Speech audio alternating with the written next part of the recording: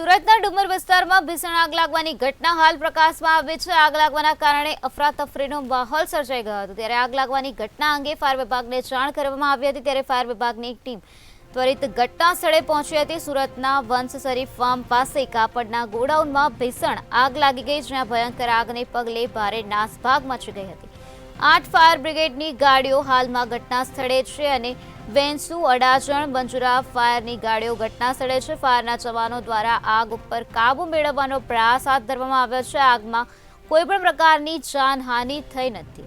તો હાલ 8 ફાયર બ્રિગેડની ગાડીઓ ત્યાં ઉપસ્થિત છે અને પાણીનો મારો ચલાવીને આગ પર કાબુ મેળવવા માટે પ્રયત્નો હાથ ધરવામાં આવ્યા છે। ફાયરના જવાનો દ્વારા આગ ઉપર કાબુ મેળવવા માટે પ્રયાસ હાથ ધરવામાં આવ્યા છે। આગમાં હજુ સુધી કોઈ પણ પ્રકારની જાનહાનિ થઈ નથી।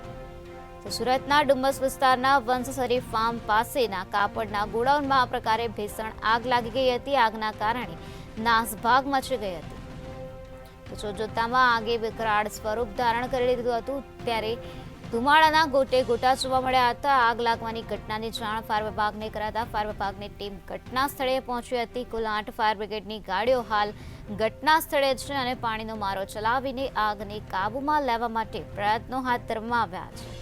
વેંસુ, અડાજણ, મંજુરા ફાયરની ગાડીઓ ઘટના સ્થળે છે। ફાયરના જવાનો દ્વારા આગ ઉપર કાબુ મેળવવા માટે પ્રયાસ કરવામાં આવી રહ્યા છે। આગમાં કોઈ પણ પ્રકારની જાનહાનિ થઈ નથી।